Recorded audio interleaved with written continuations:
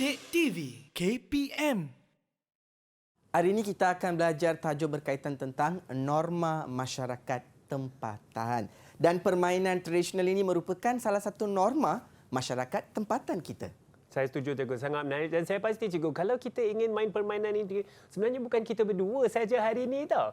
Ada lagi 4 murid di dalam talian bersama kami hari ini. Murid-murid kawan-kawan saya di rumah tu, cuba lambai sikit. Lambai sikit dekat kamera. Baiklah Cikgu boleh perkenalkan murid-murid kita di dalam boleh. talian. Okey, yang pertama pelajar dari sekolah saya, murid dari sekolah saya iaitu Pritika Nagaraj. Pritika, cuba lambai sikit Pritika. Okey, yang kedua Eng Zeke. Lambai, itu dia.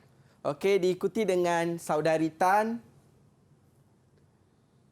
dan air sekali Sri Shubhashini. Baik. Terima kasih Cikgu. Selamat datang untuk murid-murid kita dalam talian Cikgu. Dan sebenarnya Cikgu, saya ternampak juga di hadapan saya ada pelbagai lagi permainan yang sebenarnya saya rasa saya main ni terakhir 20 tahun yang lepas Cikgu. Baik, apakah kaitan permainan-permainan ini dengan topik kita iaitu mengenai norma masyarakat sekarang Cikgu? Okey, kalau kita lihat Hanif, zaman sekarang remaja kita mereka terlalu dengan permainan online. Contohnya PUBG dan lain-lain. Tapi mereka dah lupakan pelbagai jenis permainan tradisional yang memang akan membantu kita untuk kesihatan, fizikal dan lain-lain. Baik, saya setuju tu Cikgu, kerana permainan-permainan tradisional dahulu kita banyak melakukan aktiviti fizikal. Ya, betul. Betul ya? Cikgu boleh kongsikan kepada kita mengenai objektif pembelajaran hari ini? Okey, untuk murid-murid, hari ini kita akan belajar 4 perkara dalam kita punya pembelajaran hari ini. Yang pertama, mari kita akan lihat apakah konsep tentang norma masyarakat. Yang kedua pula berkaitan tentang contoh-contoh norma masyarakat. Yang ketiga adalah berkaitan kepentingan amalan norma masyarakat. Dan yang keempat, kesan pengabaian norma masyarakat. Itu adalah 4 objektif pembelajaran kita pada hari ini. Betul, saya setuju tu Cikgu. Dan saya pasti, tadi kan sebenarnya dekat awal rancangan kita, Cikgu ada berbisik dekat saya tadi. Cikgu ada soalan untuk kawan-kawan saya di dalam talian tu Cikgu. Apakah soalan tersebut? Okey, murid-murid sekalian, tahu tak apa yang dimaksudkan sebagai norma? Okey, dalam era sekarang, kita selalu dengar perkataan new norms. Tahu tak anda, perkataan norma itu berasal daripada perkataan Latin yang membawa maksud peraturan ataupun tindakan. Tahu tak, Fiz? Oh, saya rasa itu menarik. Saya tak tahu sebenarnya Cikgu. Norms adalah perkataan Latin yang membawa maksud sesuatu tindakan ataupun perlakuan yang diamalkan oleh sekelompok masyarakat dan telah pun menjadi kebiasaan.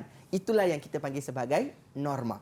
Norma itu Cikgu. Baik, yang soalan dari Cikgu tu? Okey, saya dah lupa pula. Okey, untuk murid-murid pula. Okey, boleh tak anda berkongsi dengan Cikgu antara norma-norma yang anda mengamalkan di dalam rumah anda? Okey, yang pertama, Cikgu jemput Pritika. Antara norma yang saya amalkan di rumah adalah membuka kasut sebelum masuk ke dalam rumah. Ya, tepat sekali. Terutamanya kita masyarakat di negara-negara ASEAN. Kita mempunyai norma yang berbeza daripada negara-negara Eropah di mana kita perlu menanggalkan kasut semasa kita nak masuk ke rumah orang. Betul kan? Betul Cikgu, saya setuju. Setuju. Okey, yang kedua pula, Shubhashini. Apakah norma yang Shubhashini amalkan di rumah anda, Shubhashini?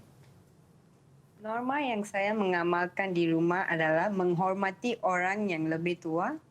Okey, tepat sekali. Contohnya, kita akan menggunakan panggilan untuk kita nak panggil anggota keluarga kita. Contohnya, kalau masyarakat Melayu, mereka akan menggunakan panggilan seperti kalung, malung. Betul. Itu antara contohnya. Sama juga seperti orang India, dia akan ada apa, ama. Ataupun orang Cina pula, dia akan panggil popu dan lain-lain. Itu antara contoh-contoh kita menggunakan panggilan yang bersesuaian untuk kita nak memanggil anggota keluarga kita. Okey, tepat sekali jawapan Shubhashini. Dan last sekali pula cikgu nak tanya kepada Eng Zeke. Okey, boleh tak beri satu contoh amalan dalam keluarga anda?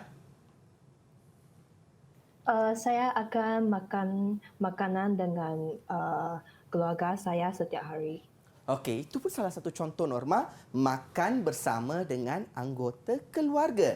Okey, nampak tak? So itu adalah antara amalan-amalan yang kita dapat amalkan dalam kehidupan harian kita.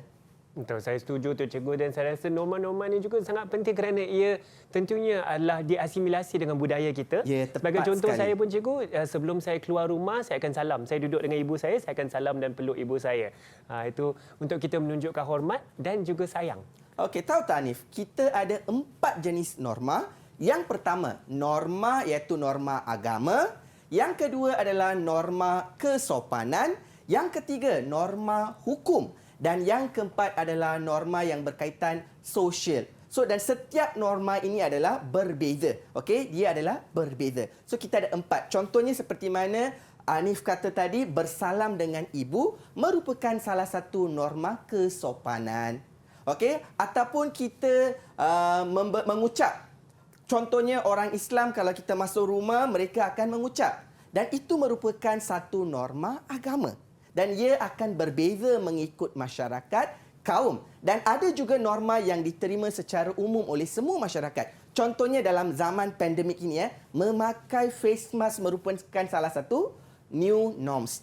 Nampak tak? Betul juga. Norma di sini bermaksud sesuatu amalan, tindakan, tingkah laku yang menjadi kebiasaan akan dipanggil sebagai norma. Betul, saya setuju tu cikgu ya. Baiklah, saya pasti juga dengan norma baharu ni kita semua menjaga SOP, mematuhi SOP tepat cikgu sekali, ya. Baik. Dan cikgu ada lagi ingin dikongsikan? Ya, okey. Sekarang? So kita akan lihat secara terperinci apakah yang dimaksudkan sebagai norma. Okey, yang pertama, norma merujuk kepada setiap kaum mempunyai norma tersendiri yang diamalkan dalam kelompok masyarakat mereka. Itu yang pertama. Yang kedua, norma berasal daripada perkataan Latin seperti mana yang saya dah jelaskan tadi, iaitu norms. Okey, seterusnya pula yang ketiga, norma ini merujuk kepada perilaku ataupun tindakan yang diterima sebagai amalan dalam sesuatu kelompok ataupun komuniti ataupun budaya. Seperti mana yang saya jelaskan tadi kepada Hanif, kita ada 4 jenis norma, iaitu yang pertama masih ingat tak? Iaitu agama, sosial, yang ketiga kesopanan dan yang keempat hukum ataupun law. Itu antara contoh-contoh jenis norma. Okey? So itu yang saya nak sampaikan, maksud norma. Didik TV KPM